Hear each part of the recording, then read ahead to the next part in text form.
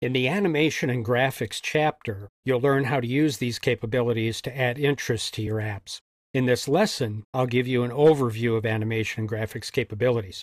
The Android framework provides two animation systems: property animation, which was introduced in Android 3.0, and view animation. Both animation systems are viable options, but the property animation system is the preferred method to use. It's more flexible and provides more features. Property animation lets you animate properties of any object, including ones that aren't rendered on the screen. View animation is the older system and can only be used for views. It's relatively easy to set up and offers enough capabilities to meet many applications' needs. In addition to these two systems, you can utilize drawable graphics, such as Canvas capabilities, which allows you to load and create drawable resources and display them one frame after another. The developer's website has a large set of sections on animation and graphics in the API guides. And there's also a good training group on building apps with graphics and animation. That's in the training section. In this chapter, we're going to look at some code from the API Demos app. So let's look at the animation and graphics demos listed in the worksheet. There's a group of a dozen demos in the animation primary group. And let's take a look at the kinds of things animation can do in the API Demos app. In the main screen of the Demos app, we'll click Animation, and we'll go through these one by one. Bouncing balls we've already looked at. It animates the background color as well as movement of a ball when you click on the screen. Cloning uses the clone method of the object class to create multiple copies of the ball object and animates them when you click the Run button.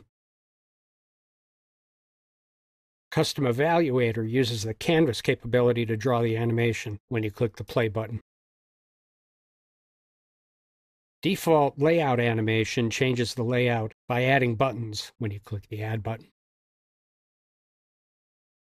Events listens for button presses to change the animation. Play runs the animation. Play Cancel stops the animation. And Play End moves the animation to its endpoint. Hide Show Animations uses checkboxes and a button to demonstrate object additions and deletions. Clicking on the objects removes them.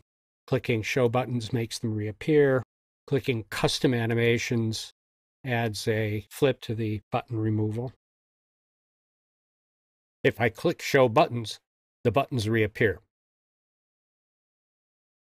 Layout Animations provides checkboxes for changing the animation on adding buttons.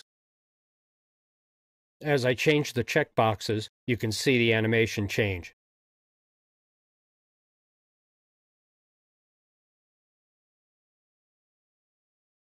Loading demonstrates animation using animator objects loaded from XML when the button is clicked.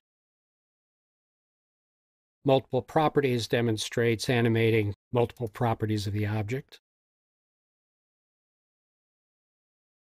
Reversing demonstrates creating a reverse of an animation. So when I click Reverse, the animated ball moves back up.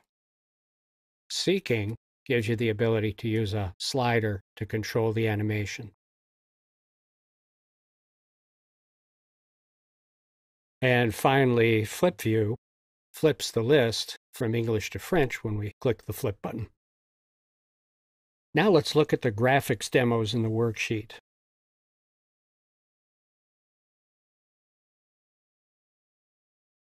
There are about 50 graphics demos, quite a large number.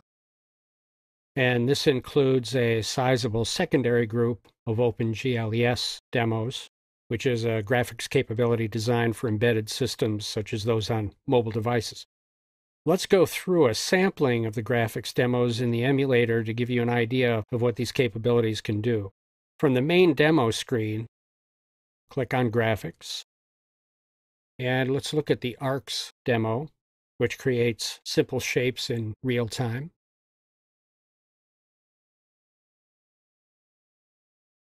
Let's look at the Finger Paint demo, which allows you to draw on the screen.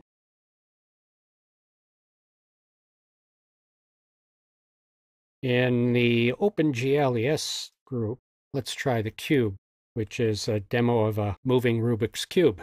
Pretty cool. And the translucent GL surface view creates a couple of rotating cubes interacting with each other with a transparent background.